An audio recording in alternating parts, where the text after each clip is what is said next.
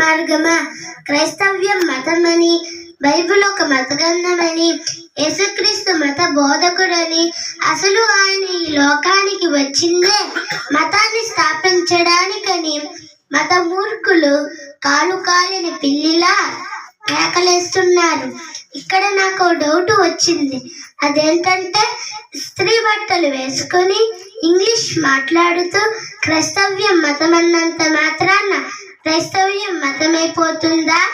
అలిగిపోయిన బూట్లు వేసుకొని అధికారులు దిగి బైబిల్ మత పుస్తకం అన్నంత మాత్రాన క్రైస్తవ్యం మతమైపోతుందా? బైబిల్ మత పుస్తకం అవుతుందా? ఎవరెన్ని చెప్పినా నిజాలు అబద్ధాలు కావండి.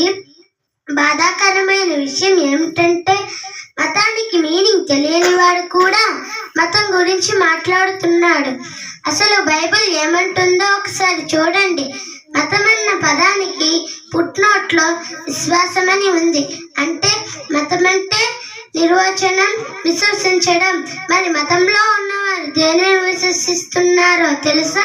గల్తీలకు రాసిన పత్రిక 1వ అధ్యాయం 14వ వచనం చదువుకుందాం.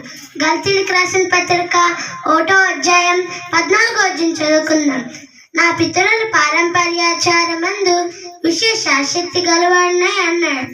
అంటే మతంలో మనుషుల ఆచారాలు ఉంటాయి. అలా మనుషులు కల్పించిన పద్ధతులను విశ్వసించడమే మతమైతే యేసుక్రీస్తు మతాన్ని స్థాపించడానికి వచ్చాడా? మార్గాన్ని స్థాపించడానికి వచ్చాడా? ఒకసారి ఆలోచిద్దాం. ఇప్పుడు జీవిస్తున్న వారిలో గాని, ఇంతకు ముందు జీవించిన వారిలో గాని ఎక్కువ మంది ఆకర్షింపబడింది ఒక్క యేసుక్రీస్తుకు మాత్రమే. ఇప్పుడున్న ప్రపంచ జనాభా 750 కోట్లు. అందులో సుమారు 350 కోట్ల మంది వరకు యేసుక్రీస్తుని విశ్వసిస్తున్నారు. మరి ఎంతగా యేసుక్రీస్తుని నమ్మడానికి గల కారణం ఏంటో తెలుసా? యేసు మతాన్ని స్థాపించడం లేదు, మార్గాన్ని స్థాపించాడు. మతాన్ని ప్రోత్సహించడం లేదు, మతాన్ని వ్యతిరేకించాడు. మత్తయి సువార్త 23వ అధ్యాయం 15వ వచనం చదువుకున్నాం. మత్తయి సువార్త 23వ అధ్యాయం 15వ వచనం చదువుకున్నాం. అయ్యో వేషధారులైన శాస్త్రులారా, పరిసయ్యులారా, ఒకటి మీ మతంలో కలుపుకొంటకు మీరు భూమిని సముద్రమును చుట్టూ వచ్చేదురు అన్నాడు. అంటే యేసు మార్గం వేరుగా ఉందని మనకు అర్థమవుతుంది. ఇంకా కొంచెం జాగ్రత్తగా మనం గమనిస్తే ఇక్కడ యేసుక్రీస్తు మతాన్ని ప్రోత్సహించినట్లుగా లేదు, మతాన్ని వ్యతిరేకిస్తున్నట్లుగా ఉంది, తప్పు చేస్తున్న వారిని గద్దిస్తున్నట్లుగా ఉంది. మరి యేసుక్రీస్తు ఈ లోకానికి వచ్చి చెప్పింది ఏంటంటే అపోస్తుల కార్యములు 19వ అధ్యాయం 23వ వచనం చదువుకుందాం. అపోస్తుల కార్యములు 19వ అధ్యాయం 23వ వచనం చదువుకుందాం.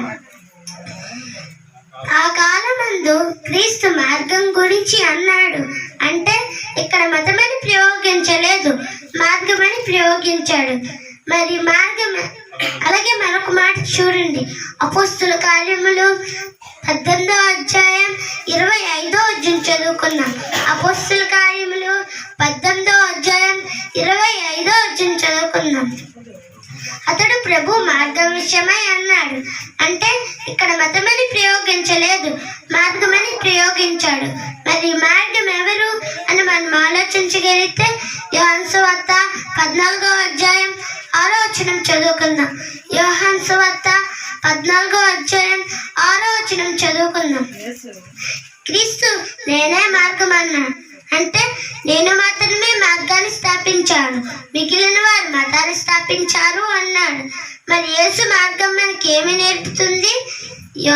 మత్తయి సువార్త 5వ అధ్యాయం 44వ వచనం చదువుకుందాం.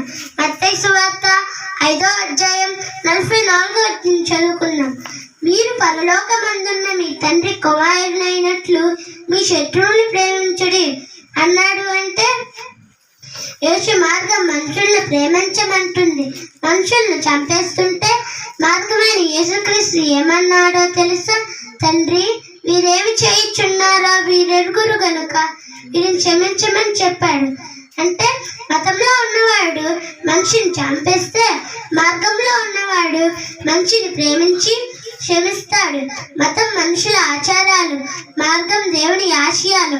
ఒక మాటలో చెప్పాలంటే మతం కర్రపెత్తనం చేస్తే మార్గం బుర్రపెత్తనం చేస్తుంది. మతం కత్తిపెత్తనం చేస్తే మార్గం బుద్ధిపెత్తనం చేస్తుంది. మతం క్రైమ్ సృష్టిస్తే మార్గం కరుణ చూపిస్తుంది. అంటే క్రైస్తవ్యం అనేది ప్రేమను చూపించే విశ్వాసం తప్ప మతం కాదు. కాబట్టి మత మూర్ఖుల మాటలను కట్టిపెట్టి క్రైస్తవ్యం మతం కాదు, పరలోకానికి మార్గమని బుద్ధి చెప్పి క్రీస్తు జయకేతనాన్ని ఎగురవేయండి. అందరికీ ఉన్నాయి.